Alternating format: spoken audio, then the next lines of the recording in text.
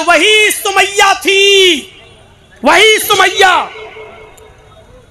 जब अबू जहल को, अबू लहब को और काफिरीन मक्का को पता चला कि सुमैया ने मोहम्मद के दीन को कबूल कर लिया, इस्लाम को कबूल कर लिया, तो पकड़ के लाया गया सुमैया रजी अल्लाह ताला अन्हा को।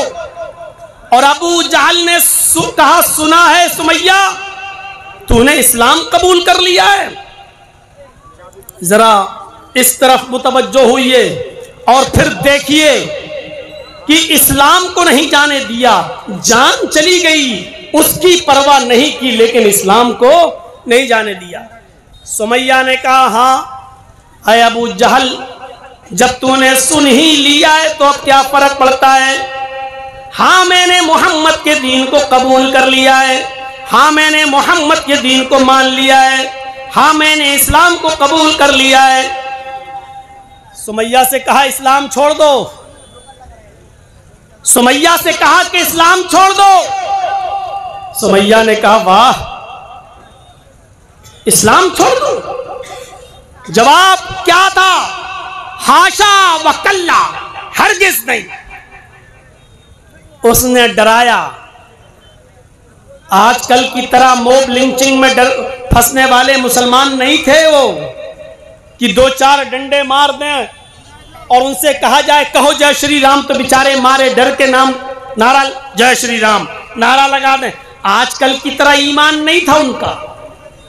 कहा नहीं छोड़ेगी इस्लाम, कहा नहीं, बांध दिया, पीछे से हाथ बांध दिए, ऊपर से कपड़ा फाड़ दिया, नीचे से भी कपड़ा फाड़ दिया। तबकात इब्ने साद के अल्फाज हैं। और सुनो मुसलमानों, सियासी और राजनीति बातें आपने बहुत सुन ली हैं, सुनिए। वही सुमैया जिसका कपड़ा फाड़ दिया गया, जिसको बरहना कर दिया गया, अबू जहल ने नेजा उठाया, धारदार नेजा उठाया और वो नेजा लेकर दौड़ता हुआ आया और कहा सुमैया इस्लाम छोड़ती है या नहीं। उसने कहा बिल्कुल नहीं। उसने वो नेजा बहुत तेज स्पीड में दौड़ते हुए, लाते हुए, दौड़ते हुए, भागते हुए उस नेजे को लेकर आता है और उसने पूरा का पूरा नेजा हजरत सुमैया की नामी निहानी में, वो पूरा का पूरा नेजा हजरत सुमैया की शर्मगाह में दाखिल कर देता है। सुमैया रजी अल्लाह ताला अन्हा की अंदामे निहानी में वो नेजा दाखिल हो गया। इधर से निकाला, उस दाखिल किया और उस पार निकाल दिया। सुनना बहुत आसान है, बहुत आसान है सुनना। सुमैया की शर्मगाह में नेजा दाखिल हुआ और उस तरफ से निकाल दिया गया। पीछे से हाथ बंधे हैं। सुमैया की नजरें आसमान पे गई यूं। उसने जानते हो क्या कहा? तबकात के अल्फाज हैं। उसकी जबान से जुमला निकला तो ये निकला, सब्बित कदमैया अला दीनिक या अरहमर राहिमीन।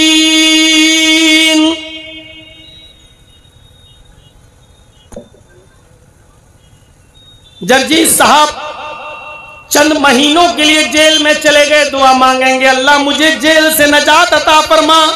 आप दुआ मांगेंगे कि जगजीत साहब की अल्लाह जल्द से जल्द रिहाई फरमा दे। आपकी अपनी दुआएं हैं, मेरी अपनी दुआ है। सुमैया की शर्मगाह में नेजा दाखिल किया गया है, दर्द से करा रही है, हाथ पीछे से बंधे हुए हैं, लेकिन वो ये नहीं कह रही है कि अल्लाह मुझे अबू जहल के जुल्म से बचा ले, आय अल्लाह मेरी जान की हिफाजत फरमा, आय अल्लाह इसकी दी हुई तकलीफ से मुझे मेरी हिफाजत फरमा दे। उसके मुंह से ये जुमले नहीं निकल रहे हैं। आप बीमार हैं, कहेंगे अल्लाह मुझे शिफा दे। आपका बेटा बीमार है, आप कहेंगे अल्लाह शिफा अता फरमा। आपका बाप बीमार है, आप कहेंगे अल्लाह मुझे मेरे बाप को शिफा अता फरमा। आपकी माँ बीमार है, आप कहेंगे अल्लाह मुझे मेरी माँ को शिफा अता फरमा। आपका बेटा MBBS नीट की तैयारी कर रहा है और कंपटीशन में बैठा, आप कहेंगे अल्लाह मेरे बेटे को अच्छे नंबरों से पास करा दे, नीट में कामयाब कर दे। आप अपने मतलब की दुआ मांगेंगे, लेकिन सुमैया की जिस्म में नेज़ा दाखिल है, शर्मगाह में नेज़ा दाखिल है, पीछे से हाथ बंधे हैं और सुमैया ये नहीं कह रही है कि अल्लाह मेरी हिफाजत फरमा, अल्लाह मेरी जान बचा ले, अल्लाह इसकी दी हुई तकलीफ से मेरी हिफाजत फरमा दे। उसके मुंह से दुआ भी निकली तो ये दुआ निकली, सब्बित कदमैया अला दीनिक या रहमर राहिमीन इलाहुल आलमीन। इस्लाम पर मेरे कदम को साबित रखना, आय अल्लाह इसकी दी हुई तकलीफ से मैं इस्लाम न छोड़ बैठूं। सब्बित कदमैया अला दीनिक, आय अल्लाह अपने दीन के ऊपर मुझे साबित रखना, इस्लाम के ऊपर मुझे जमाए रखना। मेरे भाइयों, ऐसे नाजुक मोड़ पर भी वो ये कह रही है अल्लाह मुझसे मेरा इस्लाम न जाने पाए, मुझसे मेरा दीन न जाने पाए, मुझसे मेरा दीन न छूट जाए, कहीं इसकी दी हुई तकलीफ मुझसे मेरा दीन मेरा इस्लाम न छीन ले। जान चली गई, इस्लाम नहीं गया। बेटा अम्मार बंधा है, यासिर शौहर अपनी आंखों से अपनी बीवी के इस मंजर को देख रहा है। सुमैया ने उनको भी ललकारा, बेटे मैं तुम्हारी मां हूं, तुमने तो मेरी पिस्तान का दूध पिया है, आज अगर मैं तुम्हारे सामने बरहना हूं तो क्या फर्क पड़ता है। मेरे बेटे मैंने तो तुम्हें बचपन में नहलाया है, धुलाया है, तुम्हारी लैट्रीन पेशाब और पायखाना तक साफ किया है, आज मैं तुम्हारे सामने बरहना हूं तो कोई बात नहीं। अपने शौहर से कहा, यासिर मैं तो तुम्हारी बीवी हूं, आंखें ढकने की जरूरत नहीं, मुझे जो सजा दी जा रही है उसको अपनी आंखों से देखो, इसलिए कि मेरे बाद तुम्हारा भी नंबर है, मुझे औरत होने की हैसियत से हो सकता है ये हल्की सजा दे, मेरे बाद तुम्हें इससे भी ज्यादा सख्त सजा दे, क्योंकि तुम मर्द हो सकता है तुम्हें मुझसे भी ज्यादा हार्ड पनिशमेंट दिया जाए, सजा दी जाए, इसलिए तुम्हें इस मंजर को देखना होगा। आए अम्मार, आए यासिर, मैं इस दुनिया से रुखसत हो जाऊंगी, परवाह मत करना, यहां नहीं तो जन्नत के दरवाजे पर मैं तुम्हारा इंतजार करूंगी। अबू जहल को गुस्सा आया, उसने 2 ऊंट मंगाए, एक ऊंट इस पैर से बांधा, दूसरा ऊंट इस पैर से बांधा, दूसरा पैर इस ऊंट से बांधा और दोनों पैर सुमैया के दोनों ऊंट से बांध दिए। तबकात इब्ने साद के अल्फाज हैं, उसने कोड़ा जमीन पर पड़ा हुआ था कि सुमैया जमीन पर पड़ा हुआ ये कोड़ा उठाऊंगा, इन ऊंटों को मारूंगा, एक ऊंट पूरब की तरफ भागेगा, एक ऊंट पश्चिम की तरफ भागेगा, सुमैया तेरे जिस्म के 2 टुकड़े हो जाएंगे। अब बता मोहम्मद के दीन को, इस्लाम को छोड़ती है या नहीं छोड़ती है। सुमैया की जबान से जो जुमला निकलता है वो जुमला ये, जब अबू जहल ने ये पूछा तो सुमैया ने ऊपर नजरें डाली है? आसमान की तरफ। अबू जहल ने कहा क्या देख रही है आसमान की तरफ, ऊपर तुझे क्या नजर आ रहा है, क्या मोहम्मद का रब दिखाई दे रहा है। सुमैया ने ऊपर से नीचे नजर डाली और मुस्कुराते हुए अबू जहल के चेहरे पर नजर डालती है और कहती है, आए अबू जहल, आए अबू जहल, अगर मेरे हाथ खुले होते तो ये कोड़ा उठाकर मैं तुझे अपने हाथ से दे देती। गौर कीजिए, गौर कीजिए, अगर ये हाथ खुले होते मेरे तो ये कोड़ा उठाकर मैं तुझे अपने हाथ से खुद दे देती और कहती कि इन ऊंटों को भगा। सुमैया तुझे मौत से डर नहीं लगता, अभी इन ऊंटों को भगाऊंगा तेरा अंजाम क्या होगा। बीच से तेरे दो टुकड़े हो जाएंगे। और सुमैया कहती है अबू जहल, अभी मैंने आसमान पर नजर डाली, अल्लाह की कसम मुझे रब की जन्नत दिखाई दी, जन्नत की नेमतें दिखाई दी। मैंने अल्लाह की जन्नत को अभी अभी देखा है जो तूने नहीं देखा। अरे अबू जहल, जन्नत देखकर भी कोई फिर सकता है, कोई घूम सकता है? अरे अबू जहल, जन्नत की खुशबू मेरी नाक तक आ रही है। अबू जहल ने कहा कि कोड़ा उठा लूं? सुमैया ने कहा जी। उसने कोड़ा उठा लिया। उसने कहा सुमैया अब भी वक्त है, कोड़ा मैंने अपने हाथ में ले लिया, इन ऊंटों को बस मारने की देर है, ऊंट अपने आप भागेंगे, तू अपने अंजाम को सोच ले। और सुमैया फिर से मुस्कुरा कर कहती अबू जहल, मुझे जन्नत में जाने में उतनी ही देर लग रही है जितनी देर तुझे इन ऊंटों को कोड़ा मारने में लग रही है।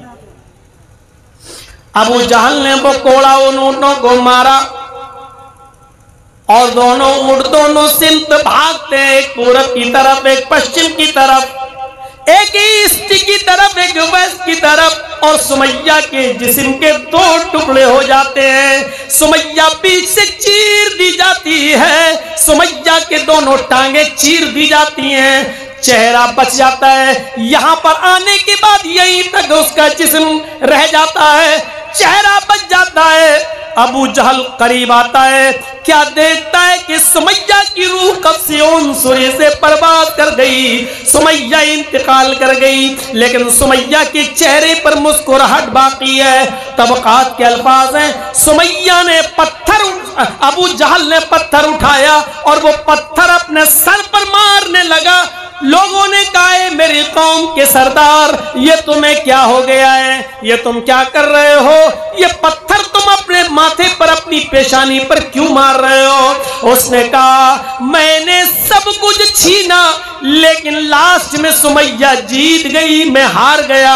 मरते वक्त मैं सुमैया के चेहरे की मुस्कुराहट नहीं छीन सका, मरने के बाद भी मुस्कुरा रही है, मरने के बाद भी चेहरे पे मुस्कुराहट बाकी है। मेरे भाइयों, ये नेमत है इस्लाम की, लोगों ने इसके लिए अपनी जानें दी हैं, लेकिन इस्लाम को नहीं जाने दिया। लोगों ने इसके लिए अपनी जानें दे दी, लेकिन इसको नहीं जाने दिया। हम अपने मुआशरे में गौर करें, शराब पीने वाली नस्ल नौजवानों की गौर करें, ताड़ी पीने वाले गौर करें, कैरम बोर्ड खेलने वाले गौर करें, इंडिया पाकिस्तान, इंडिया ऑस्ट्रेलिया के मैच में एक एक बॉलर पर एक एक बॉल पर सट्टा लगाने वाले गौर करें। अपनी जानों का नजराना दे दिया, लेकिन इस्लाम हाथ से नहीं जाने दिया। और सुहैब रूमी का नाम सुना है? एक सहाबी गुजरे, सुहैब रूमी, रूम के रहने वाले इस्लाम ले आए और मक्के में शिफ्ट हो गए। और कहां शिफ्ट हुए? मक्के में। बड़े पैसे वाले थे, बिजनेस शुरू किया, तिजारत शुरू की, और चंद ही दिनों में मक्के के अमीर आदमियों में शुमार होने लगा। बेतहाशा दौलत, समझ लो हिंदुस्तान में जिस तरह आज अडानी और अंबानी का नाम है, अरब के अंदर, मक्के के अंदर वही पोजीशन सुहैब रूमी की थी।